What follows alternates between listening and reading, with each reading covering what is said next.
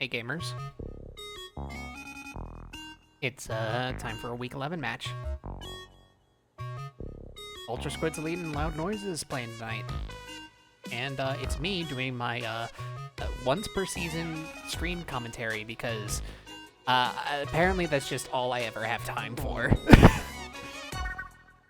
And I picked this up super last minute, but it's okay. We're gonna have a great match here. Ultra Squids Elite and Loud Noises are both excellent teams. They're really cool to watch. We're gonna have a good match, 100%, especially given the maps that we've been given for this week. We're looking at Splat Zones, Lemuria Hub, the only mode we allowed Lemuria Hub in. Got Sturgeon Zones, always a hype one for PSL. Haggle Tower, classic, just can't beat it. Marlin Rainmaker. I mean, we needed Marlin somewhere. And Clan Blitz Manta Maria. It'll be a good match. Trust me. Trust. Okay? Trust.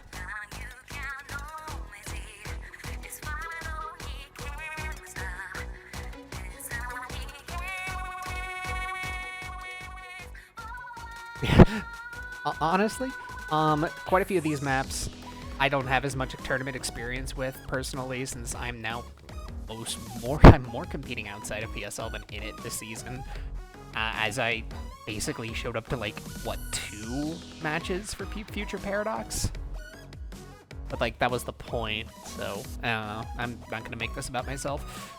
But the point is that I feel as if like I kind of know what to expect for Sturgeon and Hagglefish, vaguely. I'm interested to see how these teams are going to handle Marlin Airport and Manta Maria specifically. And I guess Lemuria, but like, we all know how Turf War tends to go.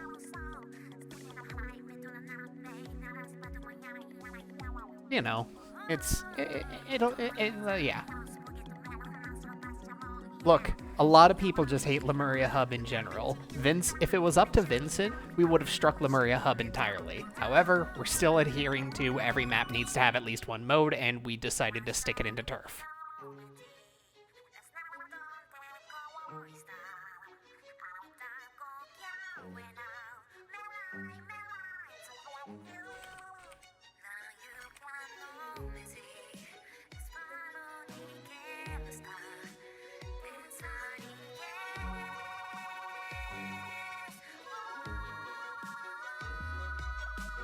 But right now I'm basically just waiting to see when the captains have a lobby up.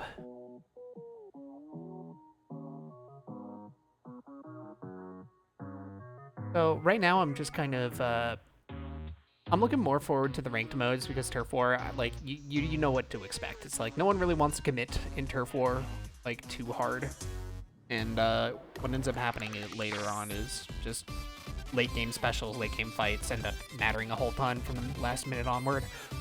You're just playing for position for the first 2 minutes, so you can set yourself up as good as possible. For zones, the verticality of certain shipyards is always kind of an interesting prospect. The zone's large enough that it can't be cheesed as easily with something like a reef slider, although strikes can still flip it. Hagglefish Tower, been practiced to death. There's a whole bunch of different strats that we could see. Who knows? Marlin Airport, mid's a huge no man's land, so I'm kind of expecting there to be like, if there isn't a pencil, there's going to be a charger. Is like my assume.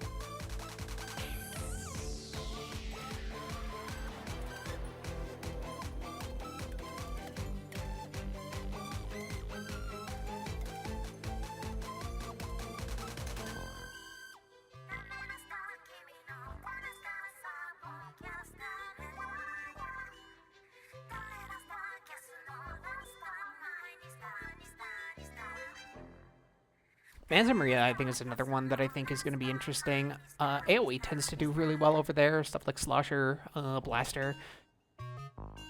Pretty good.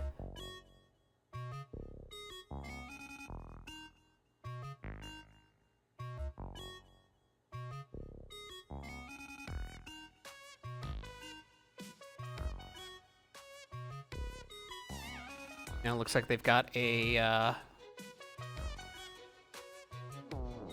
Looks like they've got a lot. Lobby up.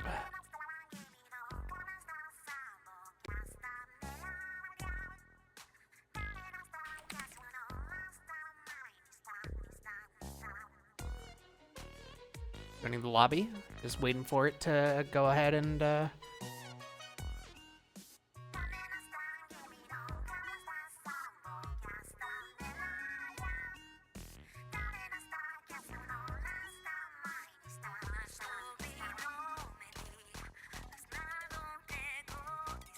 we're just waiting for the teams to file in now. The room just went up.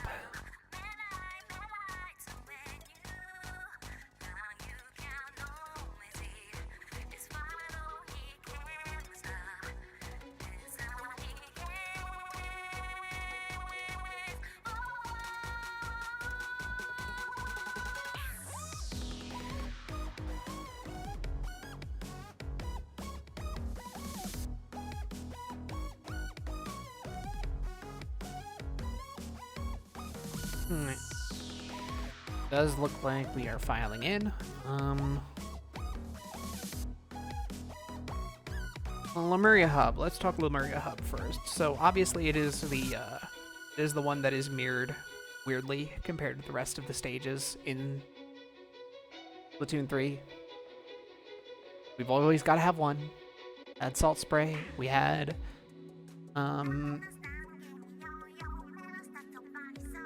my brain's blanking. What was the 1 and 2?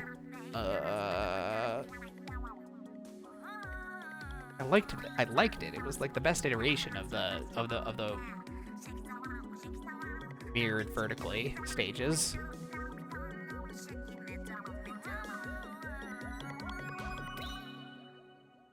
Skipper Pavilion? I think it was Skipper Pavilion. Ah, my memory doesn't work. Uh-oh.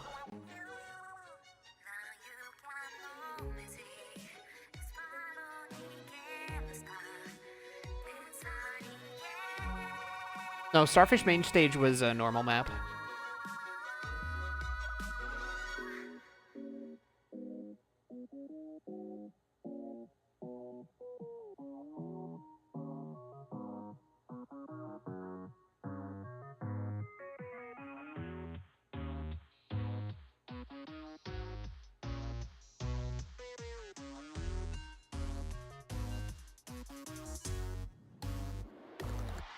There is a distinct possibility that USC might be having issues.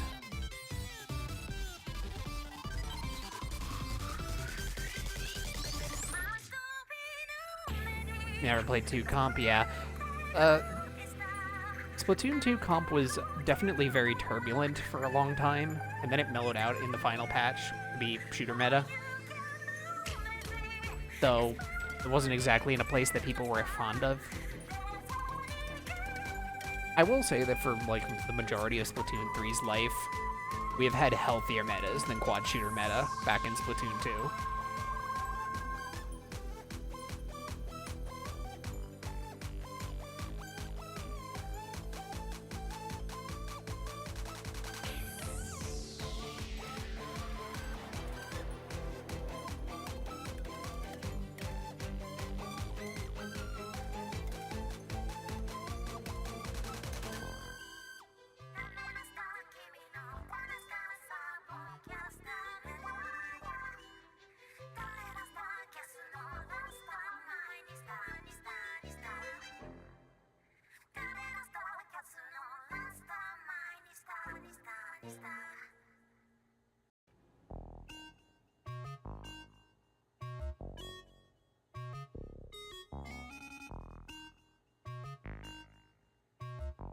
Yeah, Skipper Pavilion. That was the one. Skipper was like actually a fairly fun one. I actually did like the way that it was balanced for the most part, even though it probably still wasn't the best map for tournaments.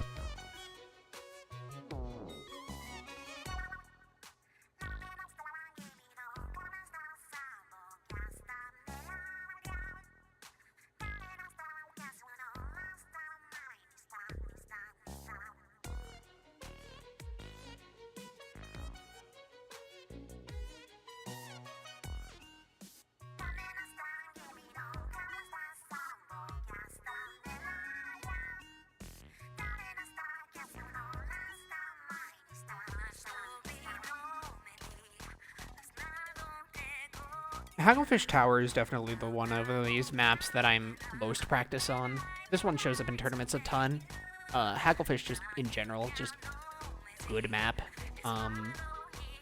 You see pretty much all of its modes aside from Rainmaker.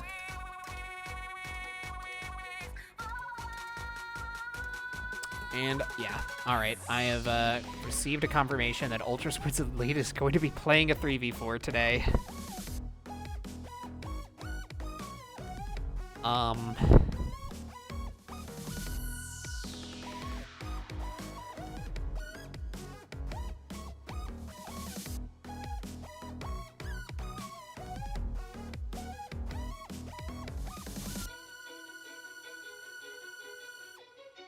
This is also what keeps happening every time I take a game in a season. Because I keep getting one game every season to commentate, and then it's always a 4v3 or a 3v3 or something weird.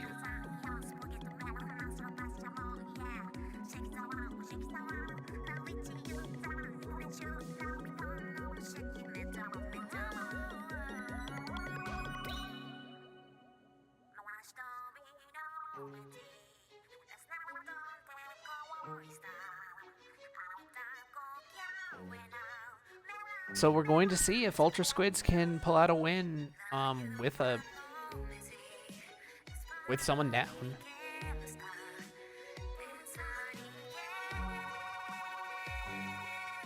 The odds are going to be stacked against them, but don't ever count out a 3v4. I've seen it, I've streamed it. It's not impossible for them to win. We will see how the things go. I think especially Turf War could end up getting swung. Actually, not just Turf War, Splat Zones as well, I think are like probably the two modes that I would find the easiest to win a 3v4, but not gonna be easy. When you're playing one person down, you're basically always like at a disadvantage in a team fight.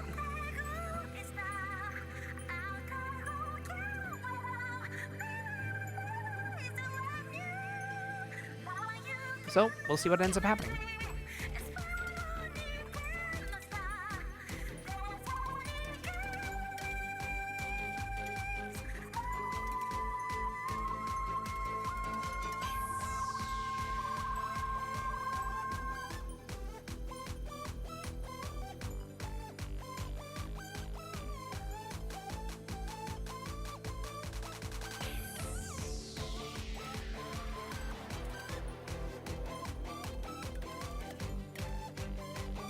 Alright, it would appear that we've got everyone in the lobby that is going to be here.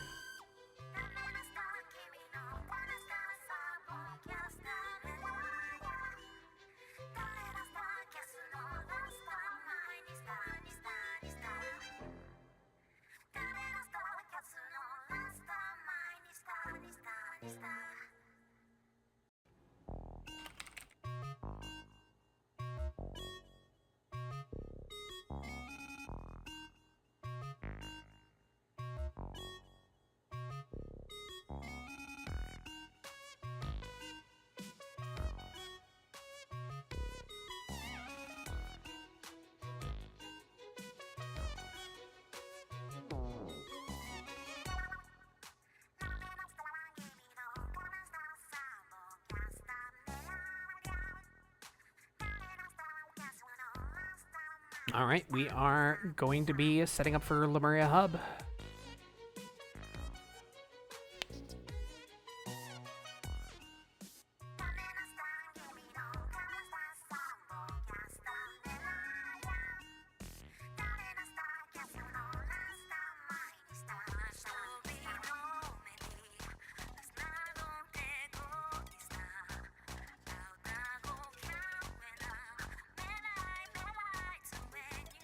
Oh, it is going to be a 4v3. It's going to be tough. We will see what ends up happening. One thing that is potentially advantageous to Ultra Squids that could end up leaning their advantage, if they have any weapons that are able to really shut out from ledges, that might be able to help them out pretty well. Although a lot of the weapons that can do that aren't particularly good at painting. You definitely need at least one team member committed to turf, like 100%. But like then that leaves the other two to potentially like have supplementary turf and have to fight. Because, like, all that matters is that last minute, and you kind of constantly need to be getting picks in order to keep the man advantage from being too overwhelming. We will see what ends up happening as we are loading into the game.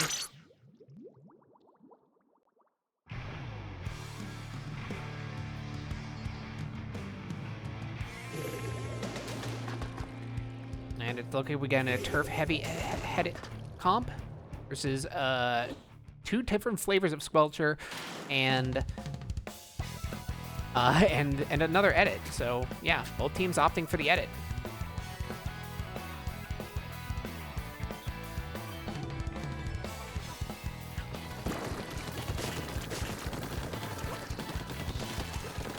Right now it's going to be looking pretty neutral with obviously Loud Noises looking to get some advantage right now. In fact, they have so much advantage. They have all of their specials and 2 picks, and it's just the edit remaining now. HS's just holding, trying to find a shot onto the edit. They have their cooler out, and it's now time to press forward. It's already going to be looking pretty rough from the side of Ultra Squids. Oh, and the charcoal managing to get right in there, but just getting splatted in return. It's honestly like a fine enough trade. The Jet Squelcher is just trying to zone them out. At least with the rain, they're not going to want to think to approach that right now. Blue Squelcher is looking for a potential angle, maybe to drop, maybe just to farm specials. They have their own cooler now. They're all going to farm up and get it. Suzuka is going to try and get a pick. Manages to do so, giving them the room to move forward, and it's just the Dually Squelcher. They're trying to make a play onto the edit, but not really quite able to do much of anything. Managing to get a chump out, though, before going down. Bubble goes out. Fire shot coming in to try and take advantage of it, though there's also mist in it, so making it a little awkward. They are going to get, like, forced back out, but yeah, this is pretty dangerous right now. Charcoal going down now. The fight's back to even. Jet Squelcher's trying to end the edit, trying to force it out. Tension to do a pretty good job of it right now. Cooler coming out, and Zuka. It's going to be harder to push in while that's active. Displaces the edit and doesn't get any picks. In fact, the shot goes down. Okay, 2v1. But it's the edit versus another edit and a junior, so it's not the worst position to be in. But we only have a minute left, and the bubble is going to allow the rest of the team to move up basically for free.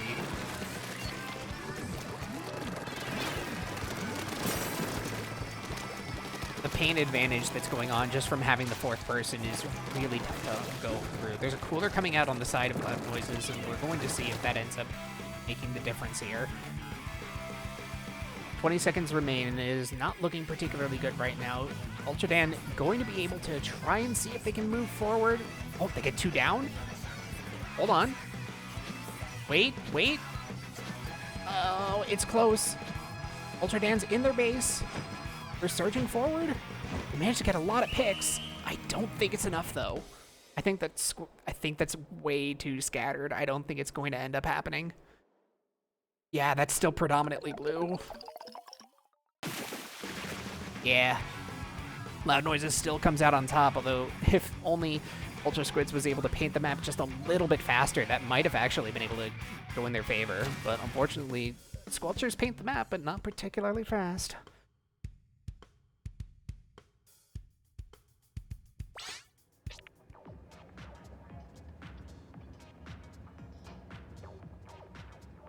Oop, and awesome.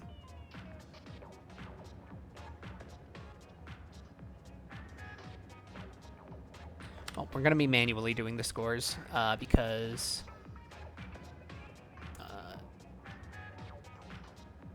actually, hold on. I think I may have messed up. Either way, we're moving on to Splat Zone's Surgeon Shipyard.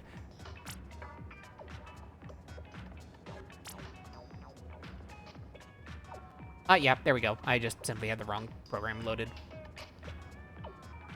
No, I have the Streamer Helper program still, and I loaded the old version that doesn't actually work. Oops.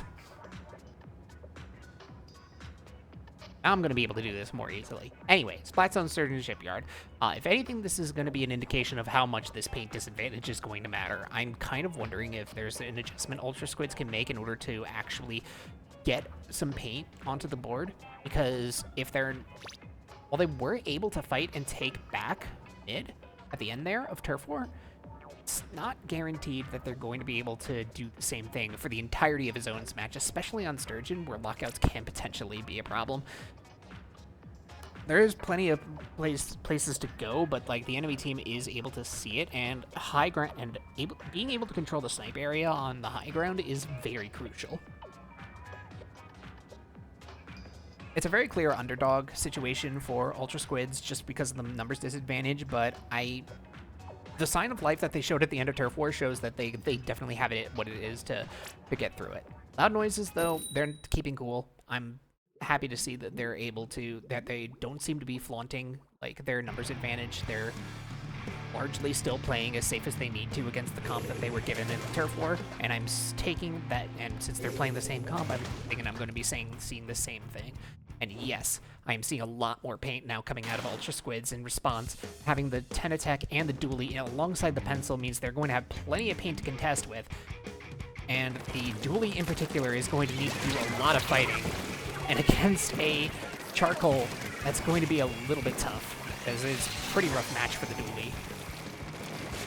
Well, they're already out, and we're going to be seeing Loud Noises take control of the zone right now and the high ground, which is already going to be putting them at a good advantage.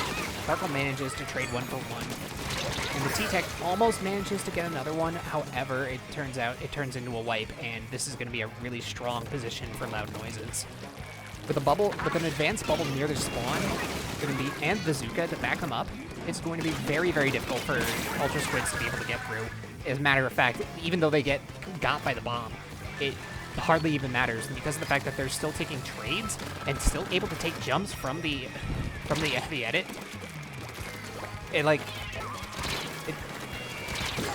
Ultra Dan trying to go for like a Giga Flank, but again, because of the fact that they have such dominating control right now, it's really, really hard to push back. There's not enough specials to get in there.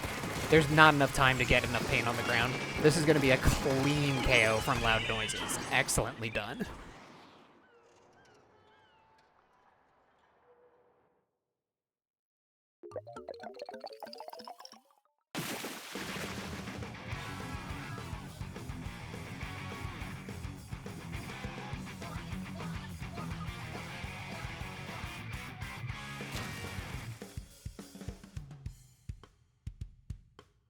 Well, I think that the idea behind all that turf output was good. I feel as if, like, the ability to break the hold was definitely not quite there. Excuse me.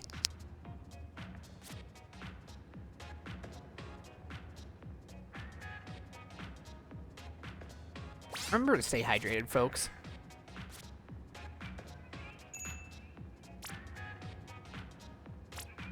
Excuse me?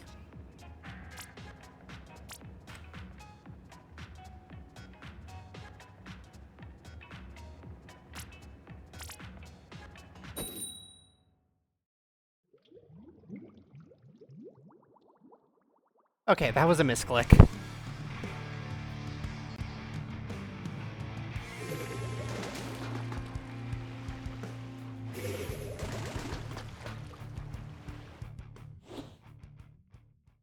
Alright, nothing to see here, folks. Just a little bit of a lobby oopsie.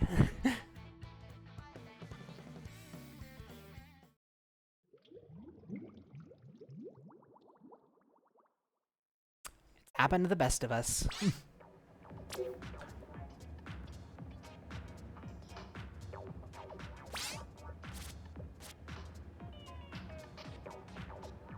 I know for a fact if you're using this on like a Pro Controller D-pad especially, it's like, it is a little bit slippery with the inputs. It's why like the Pro Controller D-pad is like not particularly favored in Puyo Puyo Tetris. It's something that I had a lot of first-hand experience with, and a lot of other people have said, like, if you're gonna play Puyo Puyo Tetris, just do not use the Pro Controller D-pad. It is not good for that.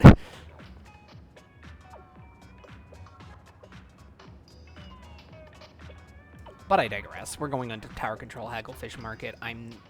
Once again, the onus seems to be on to Ultra Squids as to whether or not they're going to be switching things up, whether or not they're going to try and see if that strategy that they started with is going to do it. I don't hate the idea of running Shot and Dually, but I'm not entirely sure if the M parry is the correct call. I kind of feel as if you're going to run Dually, V-Splat Dually, which is probably with the crab, is probably going to end up doing a bit better. Hold on a moment.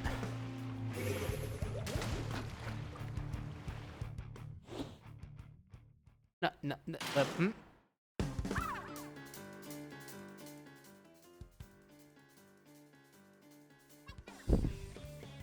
Lobby DC.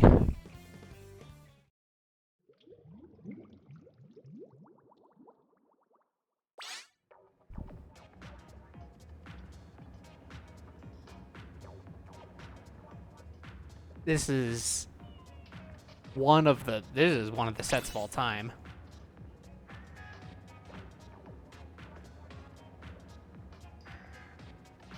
Two false starts. One due to an input error, one due to lobby DC.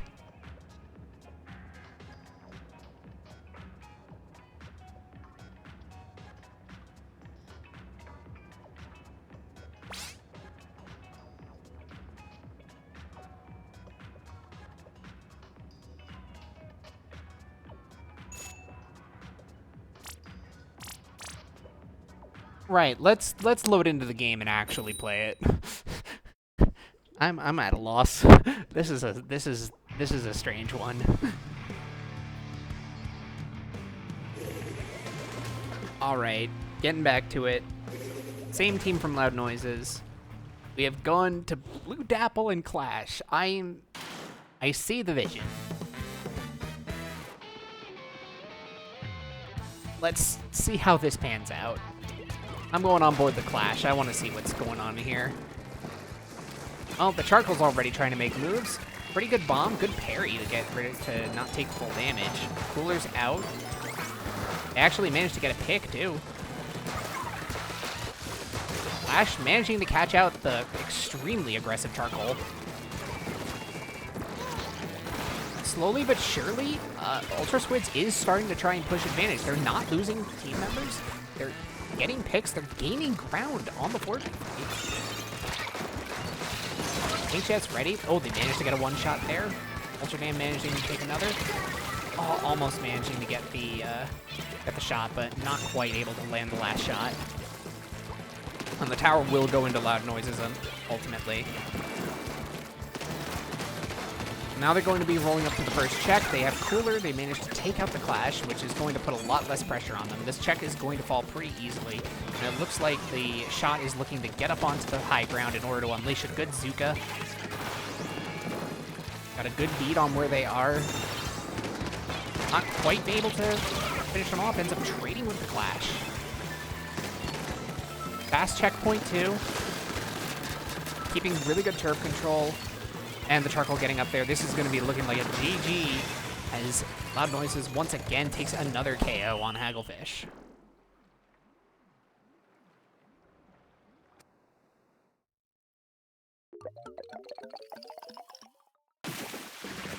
There are signs of life from Ultra Squids for sure, but in order to fight a 4v3, you kind of need to be all gas all the time in terms of like when you actually have your advantage.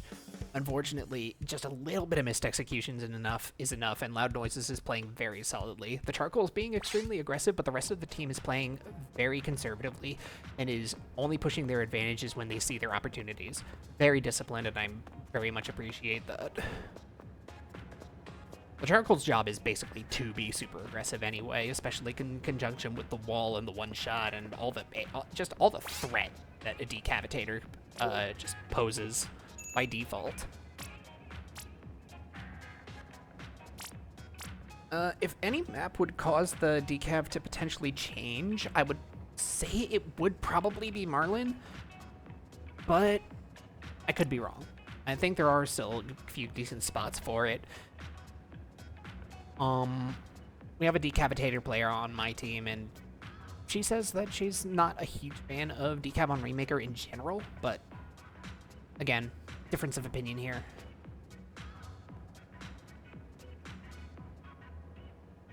Loud Noises has taken the set with that, and now it's going to be a matter of can they extend their lead, or is Ultra Squids going to be able to at least stall out to an overtime, which can potentially happen.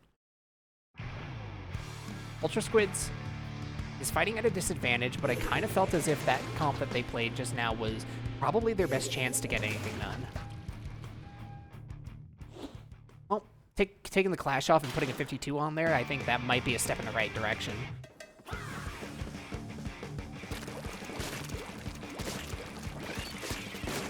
Loud Noise is going to be very favored to get the pop.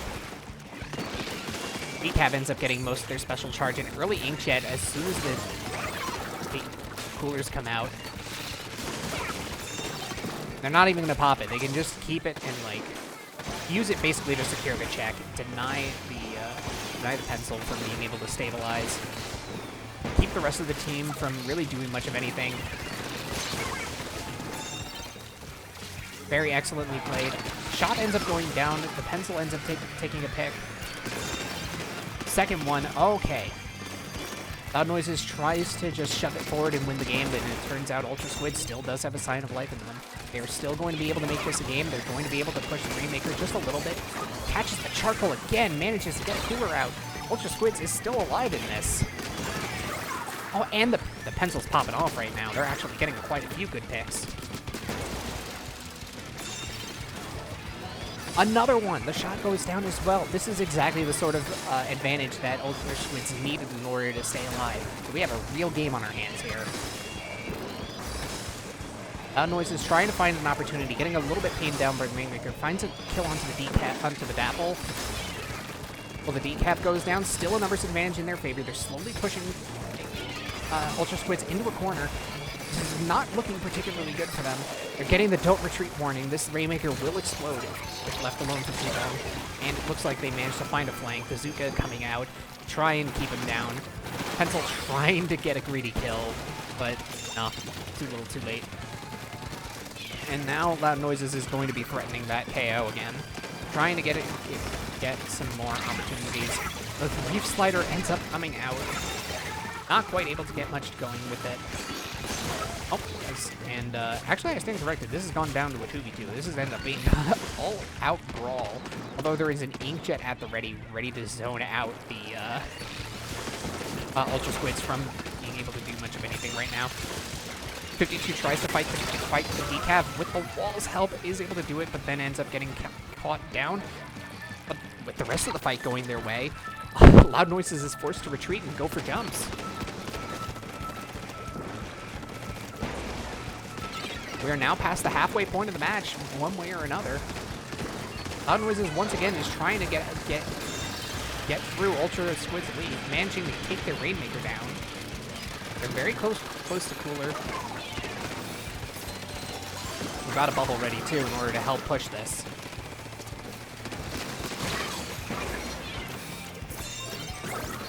Cooler comes out, no one else is able to really take it but the pencil right now. Manages to get a good pick, good shot on, but no one able to follow up on it. The other two players go down. Oh, a really good angle on the shot there.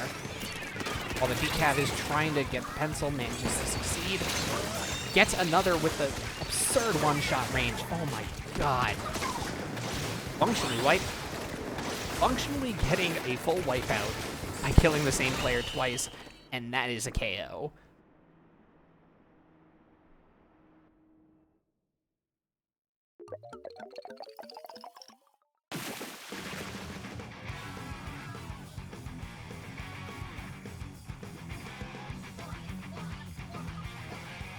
Once again, it's extremely telling when you see a team that is able to find their opportunity and run it all the way to the bank. Loud Noises has been able to do that consistently, despite the fact that Ultra Squids definitely has what it takes to make them sweat. This is not a free match by any means, despite the fact that this has been a triple KO so far.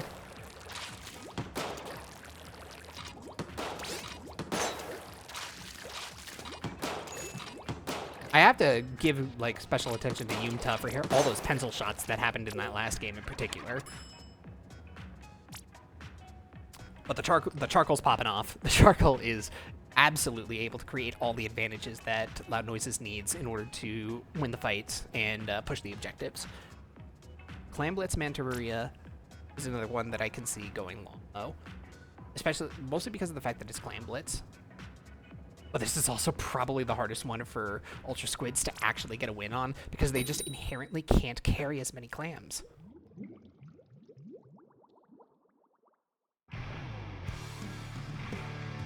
We're going to be loading in Manta Maria.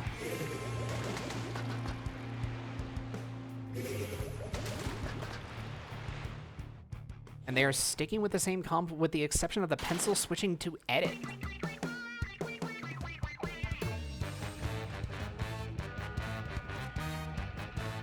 So we move into mid, going to be locking onto the charcoal, already at 6, looking like they're going to be getting an early power clam. Ultra Squid's going to be late to the party on mid, probably trying to play it safe a little bit. Dapple getting caught into a bit of trouble, not quite able to get got. Cooler's out. They're going to be trying to push in with this. Loud Noises favored definitely to get in, especially with that bubble, giving the kneecap a really excellent angle. Unfortunately, being out of pain is going to make it a little bit more awkward. Two end up going down, one apiece. Oh, and the whale ends up managing to get Loud Noises pretty good. I'm going on to the wrong people. It's a successful advance for Ultra Squids, and they're going to be able to start being able to take mid. The amount of control that an edit plus a 52 is able to provide does allow them to go for opportunities that they wouldn't otherwise be able to take. Edit going down, however, that's going to have to force a retreat just by itself. Oh, if the aim was a little bit more true, that would have been a dead edit, but unfortunately, it doesn't end up happening. Loud Noises is able to start going forward. Edit coming back, however. I'm going to try and make sure to get the ball in. They're going to at least get a small score, but with the edit looming right here and the rest of the team respawning, there's possible Loud Noises does not get cleaned up before scoring much more than this. Yeah, especially with a highly telegraphed flank like that, everyone is going to be able to react and get rid of that. So now Ultra Squids is going to be able to get back to mid, and Old Whale manages to get a pick off of the fall-off damage with the 52 combo. Everyone's playing for control of mass right now. And it's going to result in Loud Noises getting a full wipeout, which is going to result in another score as soon as they get another clam onto the charcoal. Reach Slider comes out trying to get them away, ends up trading 3 for... Oh, actually, it's a full wipeout. Oh. Excellent defense from Ultra Squids here. As soon as they take out the charcoal, if they've identified their win condition, it's probably going to be that they have to take care of the charcoal in order to get through anything. Likewise, the 52 and if one of the 52 or the edit goes down, Loud Noises opens right up. So each team probably understands what each of them needs to do. Like, the Dapple by themselves is not going to win a 1v3, not unless they get the craziest slider of their life, and not when they're getting pinched like that. Charcoal ends up coming over past the jump. Nothing going to stop them all from getting set up over here. Trying to get their clams situated. The Junior is going to be looking like they're going to be getting the ball. Or maybe the edit. A little bit of... We've all been there when it comes to clam economy. Inkjet going out. Bubble as well is going to be putting into a strong position. The edit not wanting to peek any of this stuff.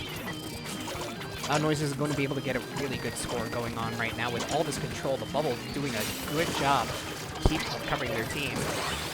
And getting a wipeout is probably going to end up sealing the deal if they end up getting enough clams. 52 and Edit are rushing back to try and get things done. There are 5 clams. That's enough to KO. Managed to intercept the Junior. It's down to the charcoal and the Edit. 4 clams left. They just need 2 more. And it's looking like it's not going to be a KO. There's just, the defense comes together just long enough. With 1 minute left on the clock and that big of a score gap, I think at this point we need to be looking at the reality of playing for overtime. At the very minimum, Ultra Squids does have that as at least a, not as a potential condition for walking out of this with some points. With a Reef Slider charged, 2 specials actually, and a pick. This is actually going to be a team fight that is actually in favor of Ultra Squids, especially with a slider that manages to get that much. Holy shit. And that opens up the game for Ultra Squids. I think they're going to be able to take it to overtime at least, because Loud Noises is going to have to clean this up now. And they end up going 2 down yet again to just a shocking surge. Each slider ends up coming through, and the barrier is broken. Ultra Squids is on the board and getting more clams. Unfortunately, they get cleaned up. Dapple is probably going to be able to get a few more, but unfortunately, with no clam, no power clam, there's no overtime. The most competitive match by far, and no overtime.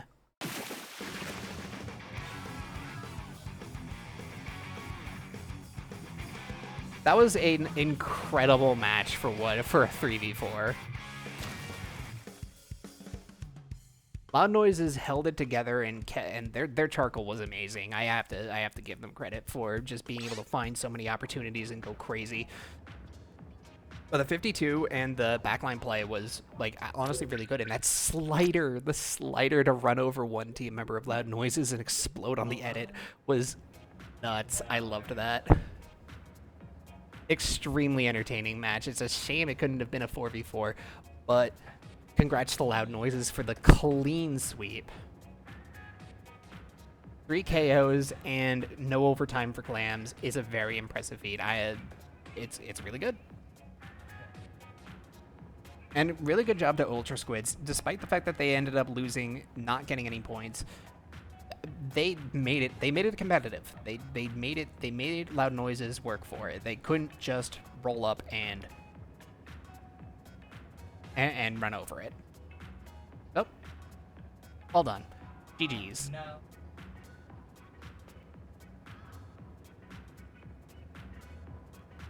And with that, I'm going to get on out of here. My throat is killing me. Bye-bye.